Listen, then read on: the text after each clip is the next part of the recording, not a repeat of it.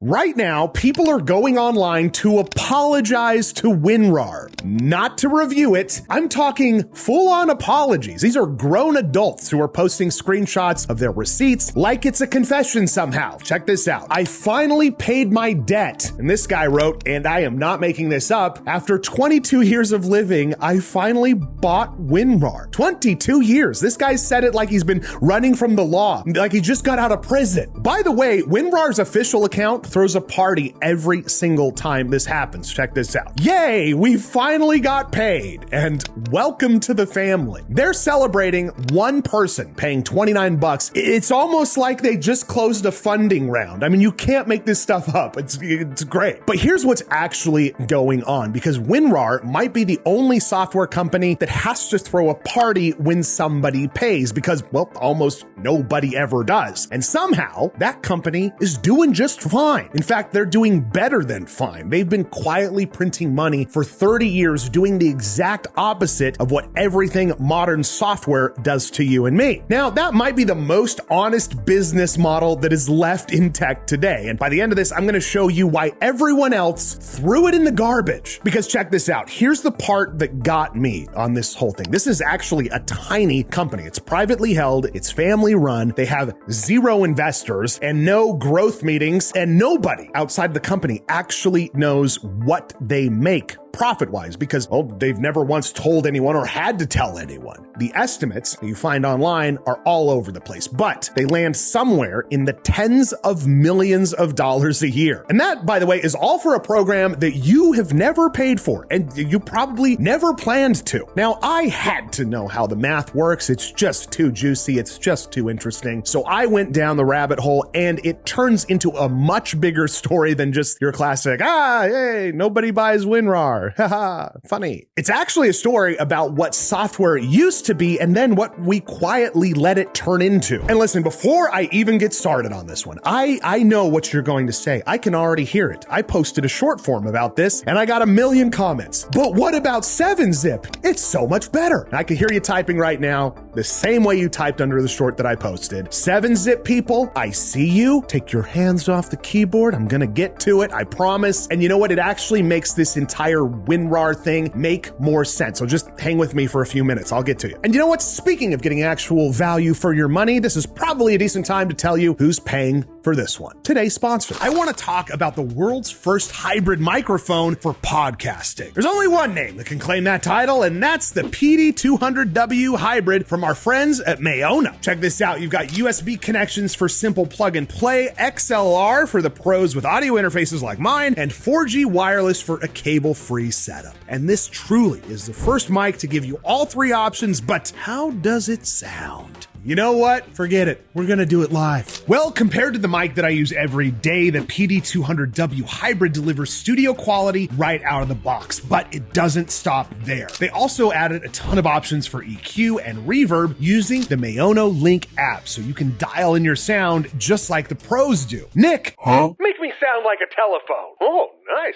Okay, now make me sound like a phone in an empty church. Thanks, Nick. But Zack, you're in a professional studio right now. I guess my room just isn't gonna sound professional and cool like yours. Well, on this channel, we don't guess, we test. So let's go. Recording a podcast in the middle of a very windy warehouse, well, that 60-hour battery life has you covered. And the 3-stage noise cancellation means that you sound great even under the worst conditions. Isn't that right, Tim? See, can't hear anything. Plus, if you have a guest or co-host like Jared here, the PD200W Hybrids can link to provide dual track recording, so you and your co-host are on different tracks for a smooth editing and listening experience, right, Jared? I'm playing Fortnite. Yes, he is. Working remote and need to hop on a call immediately? Well, you've got full plug and play capabilities right at your fingertips. So simple that even Chance could use it. Look at him go. Even if you're in the middle of a live stream, you can game knowing that your voice is heard by every 3 of your viewers. The RGB and minimal controls right on the mic itself make it so that you're not getting those Jared, we can't hear you messages in the middle of your legendary clips. Literally, no matter what kind of content, kind of desk, or kind of room that you're in, the Maono PD200W Hybrid offers studio quality with insane versatility. And if you want to pick up a Maono mic for yourself, be sure to check the link out in the description to learn more. Thanks again to Maono for sponsoring today's video, and with that, let's get right back into the video.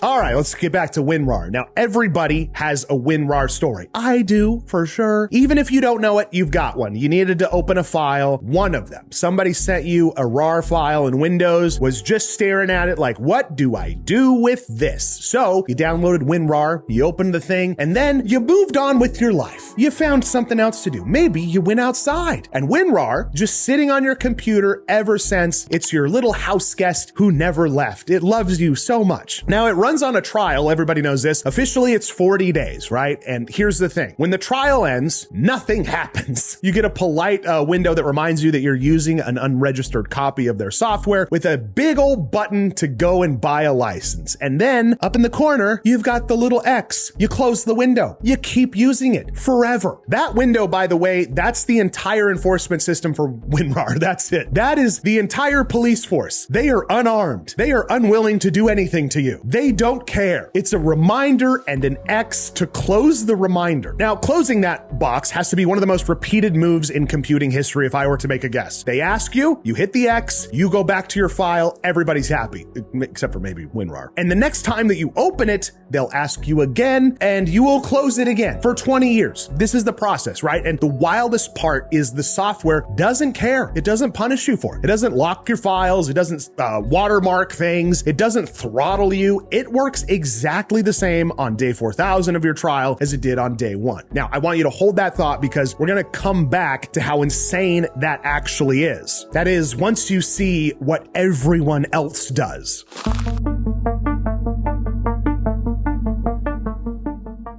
All right, so where did this thing even come from? This is the part that I think is actually cool, and almost nobody really knows it. Back in 1993, there was a programmer named Eugene who built a new compression format. He called it RAR, and RAR stands for Rochal Archive. He named the file format after himself. I'm guessing he was a very good-looking man. Let's pull up a photo of him.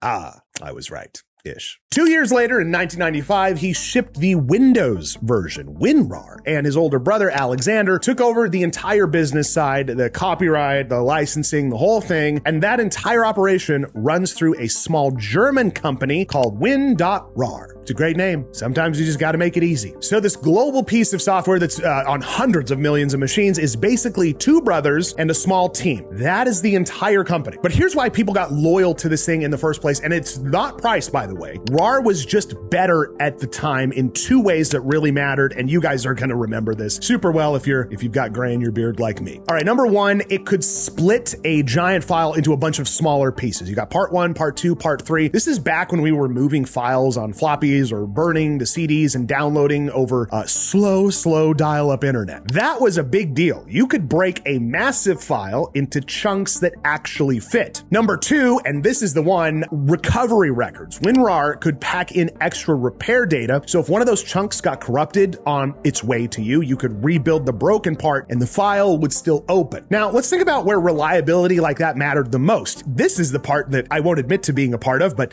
was maybe kind of a part of. Off the record. You guys won't tell. The entire piracy scene ran on RAR. I mean, picture this. You're on Pirate Bay. We've all been there, or whatever was your flavor, little green ship logo staring back at you. You find the movie that you want to watch. You leave your PC on overnight and you are just praying. And what shows up on your desktop in the morning is never typically one clean file. It's a pile of mystery parts. You've got .r00, .r01, .r02, all the way down, and a sketchy little README file from whatever group ripped this video, this movie. And when part 14 of 30 comes down corrupted, which it did constantly, by the way, the recovery record rebuilds it so you don't have to start the whole download over. This happened with every cracked game, every ripped album, every movie that you definitely paid for. We all definitely paid for, by the way. It came to you in a stack of RAR files. That was an entire generation's first experience with file compression, and it was technically a felony, allegedly. None of us did this, by the way. We all paid for it. We all paid for it. We all paid for it. We all paid for it. So two things are true here. An entire generation learned the word RAR doing stuff that they really shouldn't have. And the reason that they trust WinRAR is that to this day, it's spent 10 years being like the most reliable tool in the corner of the internet where nothing else was reliable. That's loyalty that you earn, and it lasts decades.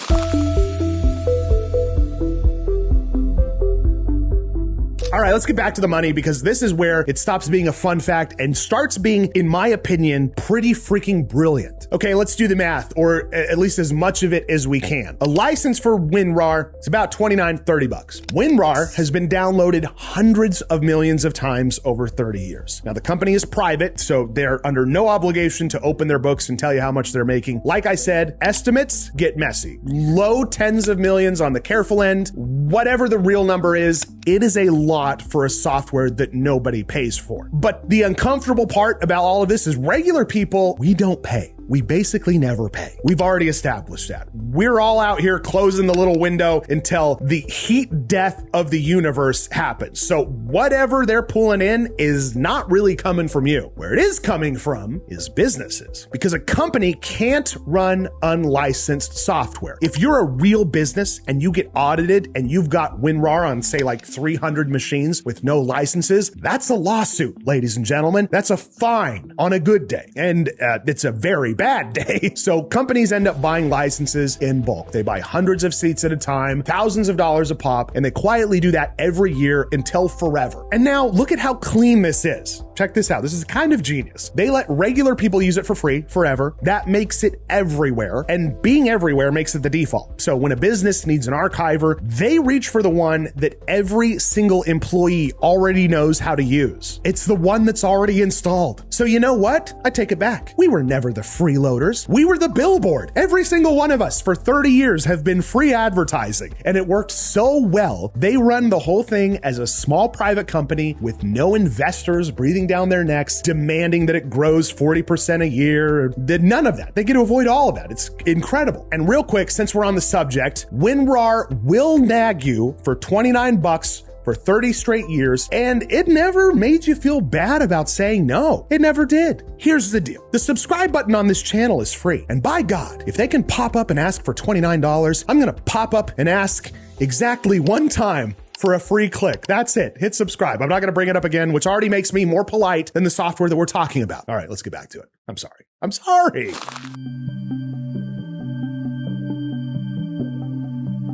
All right, now before you type in the comments, because I already know that you will, 7-zip is better. I've seen this commented so many times on my WinRAR short that I made. You bring it up every time that I bring up WinRAR, and you know what? You're not even wrong. You know what? 7-zip is free, and a guy named Igor put it out in 1999. It's open source. It's actually free, not WinRAR free, and in a lot of compression benchmarks, guess what? It actually beats WinRAR. It has tighter files. It doesn't have the nag screen. There's no license that comes with it, nothing. And you know what? It goes back even further than that. You guys remember WinZip? That was the other big one. It came out in 1991. It was literally first, and it had the lead. It had the name. Incredible. So let's stop and look at the scoreboard, because the tool that won is the paid one in a world where a free, better one exists.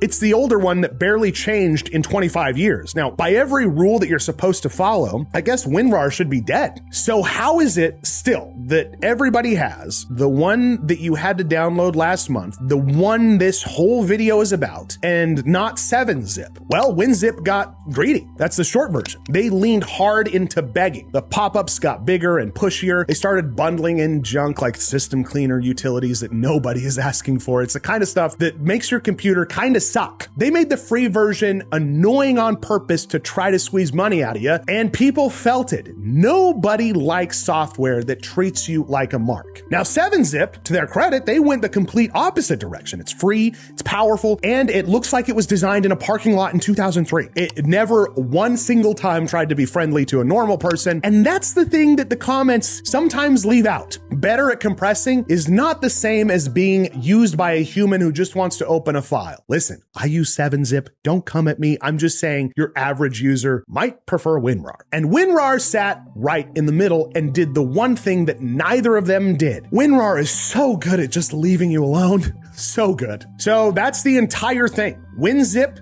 nagged you. 7-zip kind of ignored you, which is fine for a lot of people, don't get me wrong. WinRAR let you live. And it turns out, we'll just leave you alone is a feature that people will stay loyal to for decades. Who would have thunk it?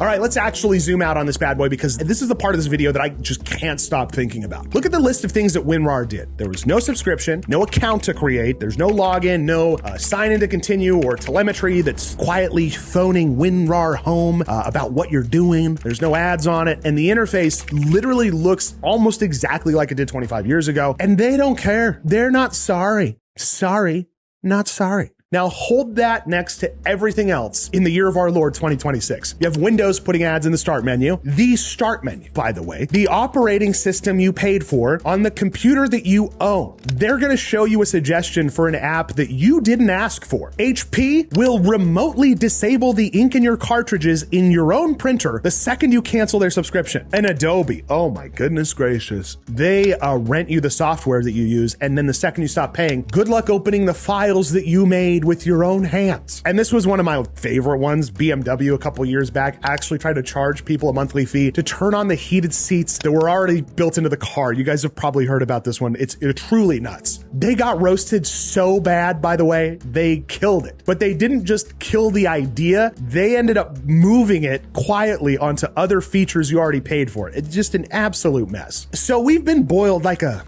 lobster, ladies and gentlemen, so slowly that a piece of software treating us like an adult now reads as a little bit suspicious. That's the real reason that people apologize to WinRAR. It's not really guilt if you think about it. They apologize because it's the only company that never once made them feel like a sucker. And they have no idea what else to do with that. You know, this is the reason that I have a thing about it. This is why I'm so obsessed with this. I've never been so energized about WinRAR or a software. This might seem weird to you, but at my company, at Meta PCs, we build computers that people can actually call their own. It's hardware that you own outright. We don't do like rental programs or anything like that. There's no strings. But then they go turn it on and the world immediately starts trying to charge them rent on the thing that they just bought. We hand you the keys and somebody else is already knocking at your door with a subscription. That drives me up a wall.